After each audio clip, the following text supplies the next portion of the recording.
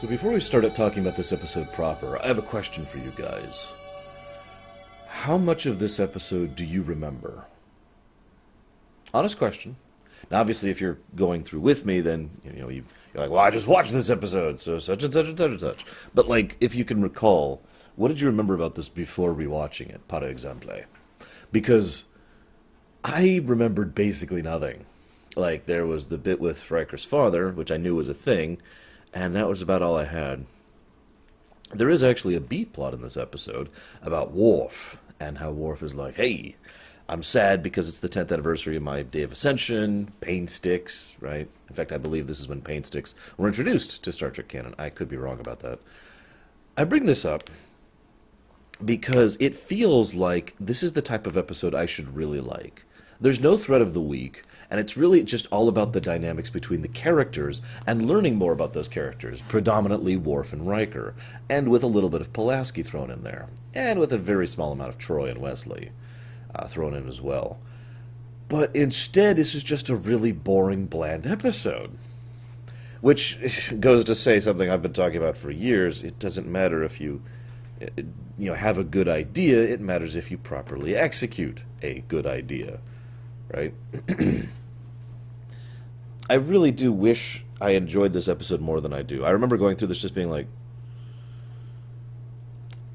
part of the problem is Gene Roddenberry, and I'm sorry, but it is true.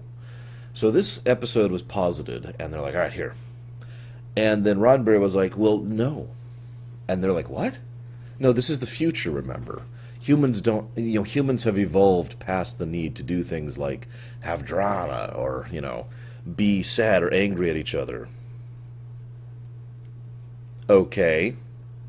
So all of the interpersonal conflict that could have been between Kyle and William, this feels weird to call him that, but between the two Rikers, is gone because they can't have it in there. And it shows so much. Like, you could tell the original script was it gets the two together, and you could tell there's just supposed to be something happening, and instead the two just kind of talk at each other for a very brief period of time. All of their scenes are very short. And then they move on to the next scene. Like, nothing happens. And it's just weird. And several people spoke out against how frustrating this was. Even Rick Berman. To show that I am once again willing to be fair and measured in my thoughts. Remember, back when Rick Berman was actually a positive influence on Star Trek? That'll actually be coming up closer to season 3 and 4, if I'm being honest. But anyways, point being, most of the people were just like, no, you can't do that. But the Roddenberry box was being maintained. Now, I don't actually remember if the Roddenberry box has really come up yet in TNG. I'm not going to discuss it at length here, because there's another episode which is way better of a place to discuss it. But the simplicity of the Roddenberry box is, this is what is allowed, and this is what is not. Now, again, conceptually, I'm okay with that. If someone sat down and started writing a story within, say, the Imperium, my own setting, I would be like, okay, this is what you cannot do. I would actually do kind of the opposite of that. I'd be like, this is what you cannot do. Do not touch this box under any circumstances. Do not write these kind of things into my setting. They don't exist. Don't do that. Right? I'm sure most of you who either have fan fiction or personal fiction or ideas or stories or whatever would have a similar reaction. So it's understandable. But one of the things about the Roddenberry box is that no conflict between humans. That is roughly how it's defined. I've heard several people define it different ways. Including Michael Piller, I want to say, is one of the people I've heard talk at most. I can picture his face. He's the guy behind Star Trek 9. I've heard him talk at length about the Roddenberry box before in interviews, and he usually tries to place it as if it's a good thing. And I do agree, conceptually, that if you limit your writer's ability, they have to get creative to overcompensate, not to overcome, but to overcome and to compensate for that limitation, right? That's just life. When you have less, you tend to do more because you have to. Either that or you fail, one of the two. But I really think that the Roddenberry box was too restrictive, which again goes back to my earlier point. It's easy to have a good idea, but you need to approach it and present it right. And I think the Roddenberry box, my opinion, was a little bit too ironclad and included too many things it shouldn't have. And eventually those things would be tossed out the window, basically. But I digress. So I have um, 3 notes about all of Kyle and Riker's scenes. 3. They're boring. They have no chemistry. They don't say or do anything. There's no sincerity behind Kyle, and I don't feel any of the emotion coming off of Riker. And I'm just going to start calling him that. Is that cool? We've got Kyle and we've got Riker. I don't think Kyle deserves the name anyways. So, it's like the structure of the episode also feels like they weren't sure how to pace out their scenes. I talk at length about proper pacing in my show, and pacing is usually about finding a particular rhythm or balance and counterbalance in scenes and events, right? I do this motion to describe proper pacing because not every movie or game or book has to be paced just like this, up and then down and then up and then down, but it has to be paced in a way that it balances itself out, right? That's the idea behind proper pacing. If you have a film or a game or a book or whatever, I'll actually use a direct example. Call of Duty Modern Warfare 3 is a game that has very bad pacing. It's and that's the whole game. It just wears you out after a while. When I was streaming it, I actually had viewers complain about having a headache because of the unrelenting nature of the game. That's not proper pacing. Compare it and contrast the earlier Modern Warfare games, which did have proper pacing. But I'm getting off topic. The point being, it felt like the person here wrote 2 scripts, or the people, I suppose I should say, because 2 people were involved in writing the script, and they just mashed them together without thinking about which scenes went where. One of my favorite examples of that is there's a bit where the B plot with Worf, Wesley comes in and says, "Hey, here's what's going on," and Geordi says, "Well, we're his family. We'll go and do that." Okay. And then it cuts away to a Riker-related scene for the A plot, and then it cuts back, and no time has passed for the B plot. They're still standing there in engineering, chatting about this, and they act like it's been a little while. Like, it's just the weirdest thing. They talk as if several minutes have passed, even though they're standing in basically the same spots in the same area, talking about the same topic. I don't know, it's very hard to explain. I'm sure if you are watching this with me, you understand what I mean by this. And what's really sad is the theme of this episode is so obvious. It's about family, right? Worf's chosen family and Riker's birthed family. And those 2 themes perfectly gel with each other. And there's a wonderful contrast between the 2. And there's so much you can do with both of those ideas. And they're just there. Let me give you a good example of what I mean, because if anything, this episode feels disappointing. In fact, I need to make a note to record this as a rumination. Thank you to all of you who suggested that back during Outrageous Icona. I look at this episode and it's like, you have a good idea, but I don't care. To use an example, there's the scene where Worf is going through the pain stick thing. Now, credit to Michael Dorn. I think he did a good job with that scene. He also says several things in English and then in Klingon.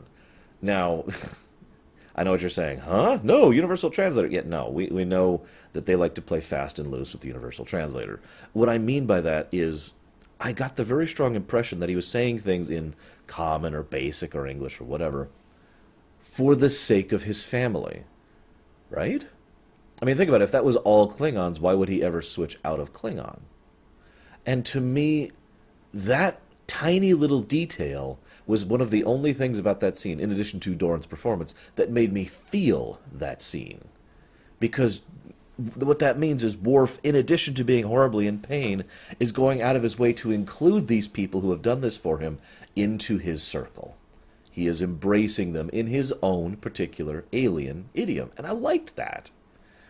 But then what happens at the end is he collapses there and all of them just stand awkwardly and look at each other like they don't know what to do. In fact, I wouldn't be surprised if legitimately what happened there is the director did not give them direction and just rolled the camera. And so all the actors are just standing there like, what should we do? Because that's exactly what it feels like. Couldn't you picture Geordi The guy who went flat out said so casually and naturally. I do like that. We're his family. Just kneeling down and not the hand. He's offering his arm, so Worf can. Right? Couldn't you just picture that?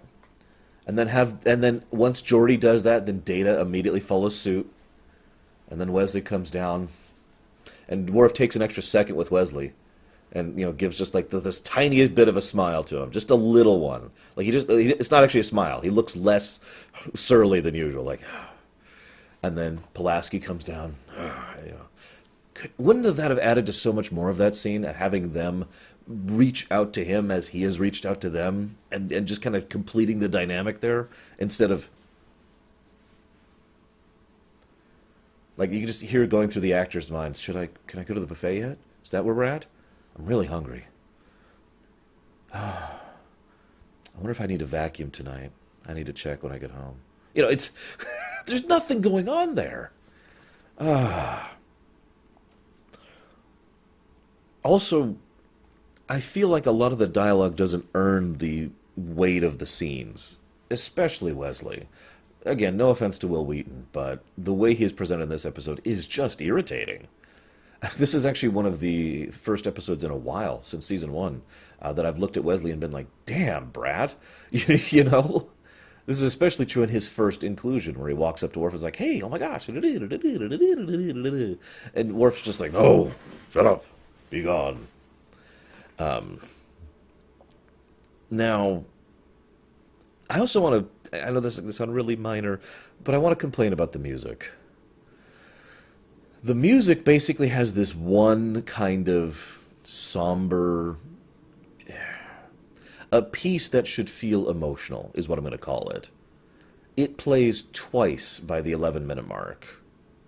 This episode is really silent, and more so than it probably should be. And as I've said many, many times, silence in a game or a movie or a show is not the problem. It is the usage of silence, music direction, that tends to matter. And it felt like what the episode kept doing was there's this massive scene of silence, and then there'd be a little musical cue in the transition, like as they're outroing and introing into the next scene, and then silence, and then outro and intro, and then silence.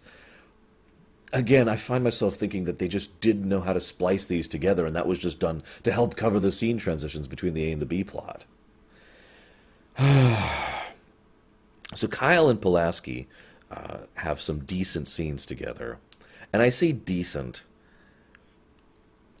I actually have said this before about this show, actually, where I was like, they have good chemistry together. But as I realized it, I'm actually wrong about that. I referred to this earlier with regards to Picard, and I can't remember her name right now, forgive me. In here, it's Pulaski who has the good chemistry with herself, basically, and then Kyle who does not. Diana Muldaur, or Muldaur, I never was able to figure that out, and I do apologize. But I do think she does a good job in this episode. She actually presents herself pretty well, and she acts like someone who is still good friends with someone who she still has romantic feelings for. That's a nice little niche to hit there, a hard niche to hit, but she does a really good job of it, in my opinion. In fact, she was one of the highlights of this episode, if you can believe it. But it felt like she was acting alongside a piece of cardboard. Have you ever seen a play or a show or a book or a movie? Books don't count, sorry, I don't know why I said book. A game or a movie where the animation is artificially robotic or unnatural.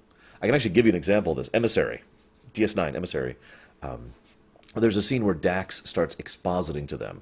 And what she does is she's got her hands behind her back like this, and she's walking forward, and she's kind of looking down.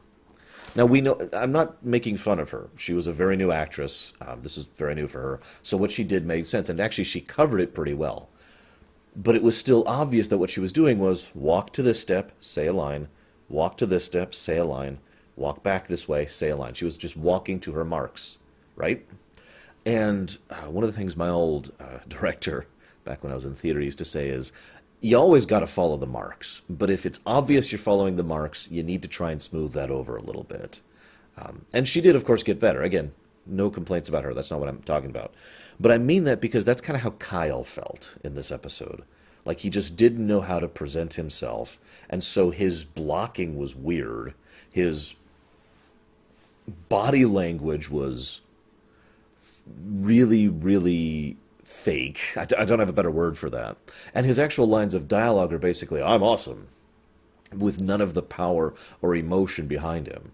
We're supposed to see someone who is this arrogant prick who has been driving himself for all these years and is legitimately proud of his son.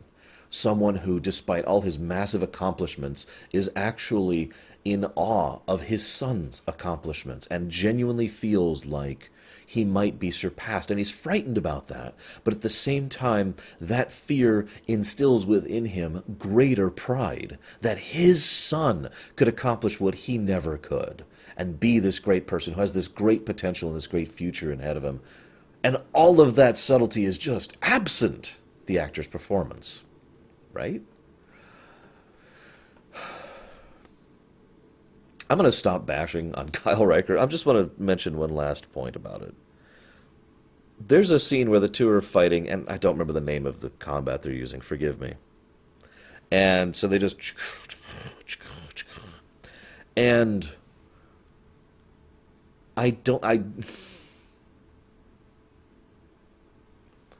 it's my job to analyze this stuff. It's my job to present this stuff as well as I can. But I'm actually at a loss for words here. Like, my note here just says MST3K, because that's what was going through my head when I was watching it. I could just picture the guy and the two robots down there making fun of the entire fight, because it was awful.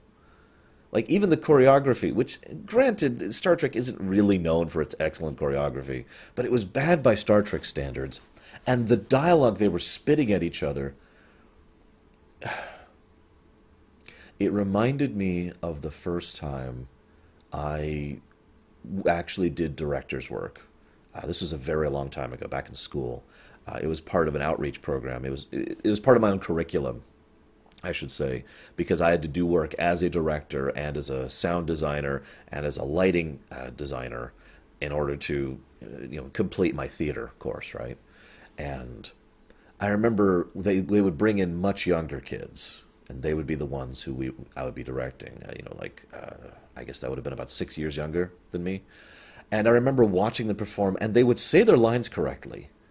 Like, that wasn't the complaint, but they were saying the lines, right? It's like a step past just reading the script. Like, we all know what that's like when a voice actor is just reading the script and there's nothing behind them. It was just like, you could tell that it was taking all of his effort in order to just speak. And there's nothing behind any of the words. And I felt that way about Riker, too. And as I'm looking at that, I'm like, okay, I know Jonathan Frakes is a better actor than that. I have seen him already be a better actor than that. And this is when it really finally clicked for me, the whole Roddenberry box thing, when I saw that fight between the two of them. Because you can tell that fight is supposed to be the culmination of their confrontational relationship. The chosen family that never actually chose to be, I'm sorry, I'm saying that wrong. The blood family that never chose to be a chosen family. There we go. Sorry, I'm saying that wrong. And you could tell that this was supposed to be the two of them reaching out and finally connecting for the first time in 15 years. And instead it's just two guys beating each other up, and then one of them says, I love you. And the other one's like, yeah. I'm sorry. I'm probably being boring. Let me move on. Let me give a contrast. How about I do that? Compare and contrast the absolute lack of chemistry between Kyle and Riker to the very brief but very natural chemistry between O'Brien and Riker. Much earlier in the episode, there's a bit where the two of them are sitting there, and Riker's just like this. And again, credit to Frakes, he's doing some good body language. And O'Brien's just like, so, girl, career. And Riker doesn't respond to the career part. So then O'Brien says, with just a little bit different of a tone and inflection, career? Family. Family. And it's just, it feels natural. And I know that's a very small scene, but little bits like that are what really help to make episodes, in my opinion, when it comes to television. When it feels like two people are talking with each other rather than two actors who are reading lines to each other. That's the difference right there. The more you can hit the former, the better. And obviously, you're not always going to succeed because there's always budget issues and there's always time issues and there's always meddling with the script, like there was with this episode. And there's always, guest star problems. But God's sakes, that right there, reach for that. Now, I haven't talked about like anything about the Worf thing because I don't have much to say about that either. It's like, again, conceptually, yes, of course we're his family. Except the problem is Geordi says that so naturally, and this is midway through season 2. I know that sounds weird, but I'm not sure they've earned the fact that they are just naturally and automatically Worf's family in what is effectively a year and a half of service. Like, if this was a little bit further on, sure, I could totally buy that. Instead, if I could nitpick a little bit, I would have replaced the word family there. Instead, have Geordi say, well, we're his friends. We'll just have to do, right? And then that would make it so that later, when they actually reach out to Worf, and then he does this, and he reaches back out to them, and they do this thing, right? Then it basically, they have leveled up, for lack of a better way to put it. In that way, they have gone from friends to earning some degree of familial connection, the chosen family.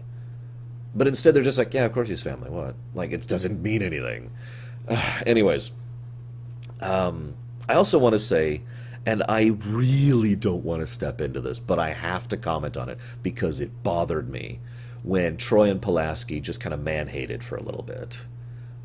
Now, I don't mean that in a stirring thing. And in fact, I say man-hated, that's probably an inaccurate term because I don't know what it's called. It's basically the opposite of boy talk, so I guess just girl talk, right? I'm going to have to explain this, aren't I? God, I don't want to get into this. All right. How many of you have heard of a game called Final Fantasy 15? For those of you who haven't, I'm going to walk you through this a little bit. There are 4 main characters in that game, and all of them are male, right? Now, some people are like, rah, about that. But the stated reason for that, which I agreed with, by the way, was that guys talk to other guys differently than they do around guys and girls. There's just something different about the male-to-male connection, and they wanted that kind of character dynamic and that kind of dialogue. And I supported their reasoning behind that. I still do, having played the game more than once, actually. Absolutely. So girls are the same way, in my experience. Girls will talk differently to other girls than they will to, guys, right? So the scene between Troy and Pulaski is girls talking to girls, right? What bothers me a little bit about it is it's immensely belittling. Now, I don't know how accurate that is. Believe it or not, I'm not actually a girl. And I don't know how on point that is, but it felt weird because in the confines of the episode, rather than me feeling the dynamic between Troy and Pulaski, which I felt like I should have, it just felt like the episode paused for a minute to be like, haha, guys, and then move on. Maybe that was the point, I don't know. But to make this clear, it doesn't bother me that girls would talk badly about guys or guys about girls. That's life, whatever. What bothers me about the scene is it felt like the scene had no other point to make. Which again kind of goes back to my overall predominant problem with this episode. It feels like it's got ideas and absolutely no idea what to do with them. So if I was designing this episode, for example, or script editing or whatever, I'd look at this, or directing even, I'd look at this and be like, oh, okay, this is to show another dynamic, because we've got Worf and crew, which is predominantly male, and Kyle and Riker, which is predominantly male. Let's show a female side. Let's show both of these dynamics, the Kyle one and the Worf one, from the perspective of the women. That makes perfect sense to me. And then I would reach out to actual women writers and say, okay, help me out here because I'm not a girl, again, right? Instead, it feels like the scene is just there. And that bothered me.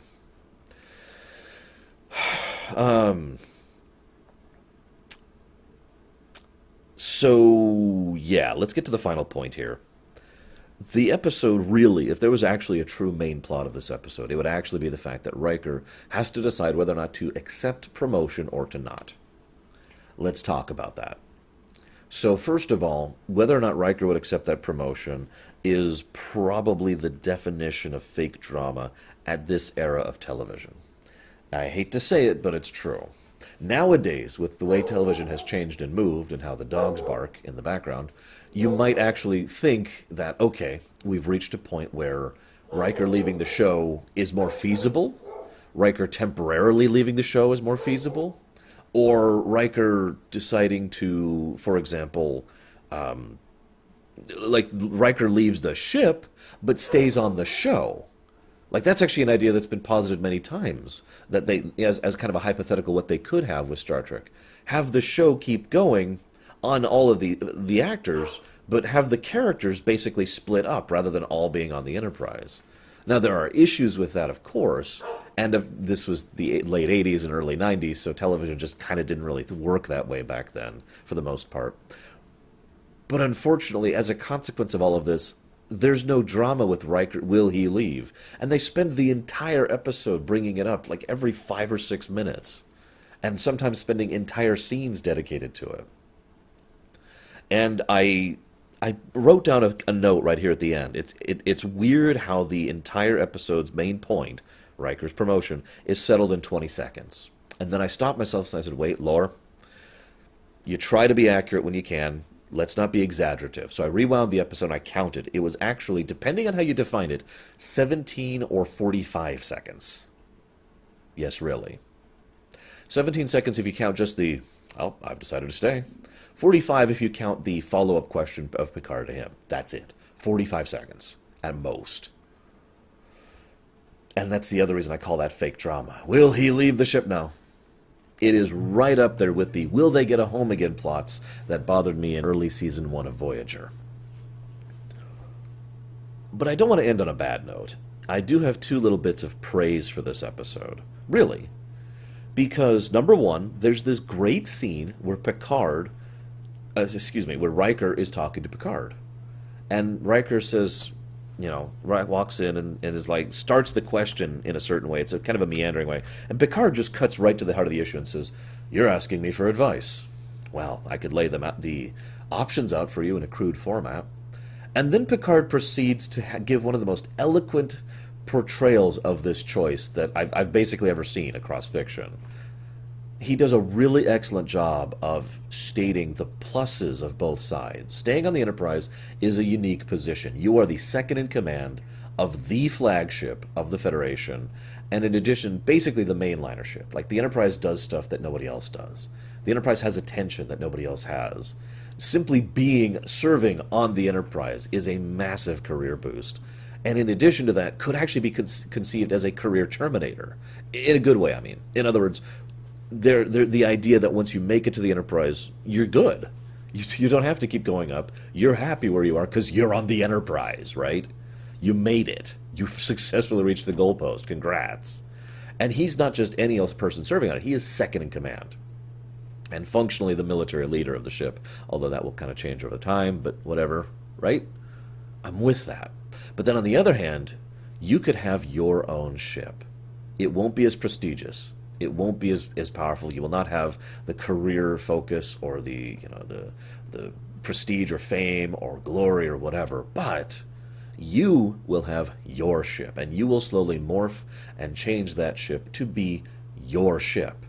And you'll put your own unique touch on it. And you'll be able to challenge things and do things that you would never be able to do here on the Enterprise. I like his presentation of these two choices. It's probably one of the only scenes that made me feel like this was an actual choice. Because otherwise it's like, why would he take captain of some other ship when he could just stay on the Enterprise, right? Then there's a follow-up scene, almost immediately afterwards, with Riker and Troy. And again, credit where it is due, there's some good dynamic and chemistry between Marina Sirtis and Jonathan Frakes. And there's even some good facial acting, And of course, she's the one who has to start crying. But whatever, the two of them just, yeah, I'm sad. The idea of leaving here and leaving you is a big deal. It doesn't even necessarily have romantic tint to it. And I point that out because if you consider they're sad at the idea of parting because they're Imzadis or lovers, it's there. But also if you consider it because they've grown into becoming good friends again.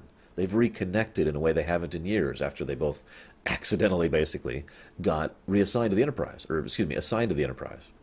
And now they're at the risk of losing that reconnection, that rekindled friendship. Right? It was a good scene. I liked that. And because I like to critique rather than just complain, I would have had I would have had Riker go ahead and accept the post in kind of like an alternate TNG and have him still be present in several upcoming episodes, but basically do the split focus thing like I was talking about. Have some of these script ideas which don't necessarily have to involve the Enterprise D's characters be on Riker's ship with his other guest stars, with his other characters, actors. Now I know you couldn't do this back then, but just hear me out. From a purely creative perspective, I also like the idea that Riker's ship would have been one of the ones that I'd have to think about the specifics, but basically had issues, lost people or was damaged or whatever during the conflict with the Borg, at best of both worlds, and then have Riker basically brought back to the Enterprise because it seemed like a natural fit to move him back to the Enterprise in order to basically replace the loss of Picard, literally coming back as captain because he is a captain, and then have Shelby be his first officer and kind of reconnect those points back there. And to go even further with it, when Thomas enters the picture later on, I would go ahead and have William basically leave the show at that point and have Thomas be the Riker we have and be Jonathan Frakes' character henceforth. This is all just my opinion. But I think they could have done more with this rather than 45 seconds. I hope you've enjoyed my meandering talks about this episode, and I hope to see you guys next time.